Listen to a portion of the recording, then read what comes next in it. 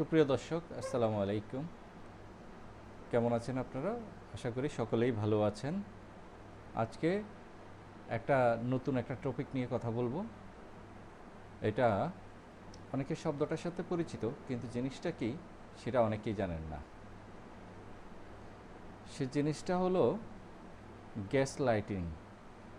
Gas lighting হলো, আসলে আমরা অনেক সময় গ্যাস লাইটার ব্যবহার করি। গ্যাস লাইটার দেখে আসলে এটা আবার কি জিনিস? আসলে ভাই, গ্যাস লাইটিং এক ধরনের মানসিক রোগের আম, নাম। এই গ্যাস লাইটিংটা যদি বিস্তারিত বলি তখন বুঝতে পারবেন আসলে কিভাবে প্রয়োগ হয় বা আপনার জীবনে কিভাবে ঘটছে। আচ্ছা, গ্যাস লাইটিং বলার আগে আপনাদেরকে একটা আফ্রিকার জঙ্গলের একটা কাহিনী বলবো। সেটা মনোযোগ দিয়ে শুনবেন, তারপরে বুঝতে পারবেন আপনার জীবনে গ্যাস লাইটিং হচ্ছে কিনা, অথবা হলে বা কী করবেন। অনেক সময় সোশ্যাল মিডিয়াতেও দেখি বিভিন্ন লোককে কটাক্ষ কটাক্ষ করে বিভিন্ন ধরনের পোস্ট করা হয়।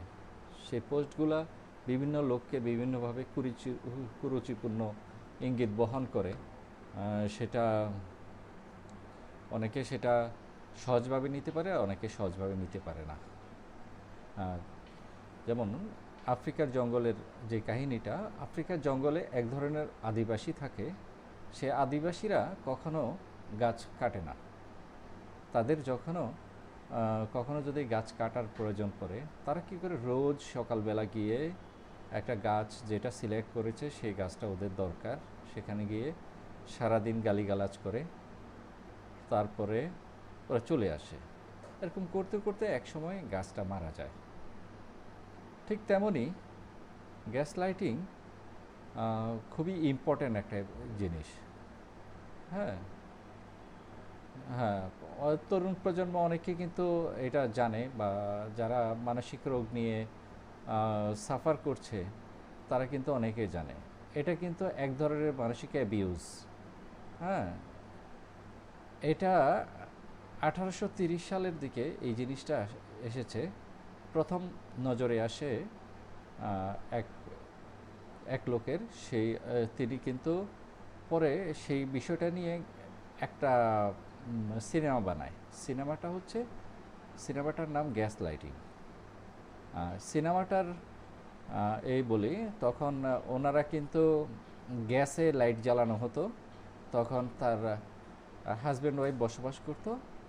হাজব্যান্ড ওয়াইফকে কিভাবে তার সম্পত্তি কুক্ষিগত করবে একটা প্ল্যান করে, সে ইচ্ছা করে মাঝে মধ্যে গ্যাস কমিয়ে লাইটটা ডিম করে রাখতো। তখন ভদ্রমহিলা যখন বলতো, আজকে আলো কম কেন, তখন বলতো, না, আলো তো ঠিকই আছে, তোমার হয়তো ভুল হচ্ছে। আবার কখনো বাড়িয়ে রাখতো, আজকে আলো বেশি কেন, তোমার হয়তো ভুল হচ্ছে। এরকম করে এক সময় এই মহিলাকে দেখা গেল যে হঠাৎ করে ফার্নিচারগুলো সরিয়ে রাখলো এদিক থেকে সেদিকে, সেদিক থেকে এদিকে। তখন তখন মহিলা যখন বলল, না, ফার্নিচার তো ঠিকই আছে, তো তোমার আসলে মানসিক রোগ হয়েছে। তো আস্তে আস্তে এরকম করতে করতে তখন মেয়েটির মনেও একটা বদ্ধমূল ধারণা, হয়তো আমার মানসিক রোগ হয়েছে। পরে এক সময় আসলে মেয়েটি ঠিকই মানসিক রোগ হয়ে যায়।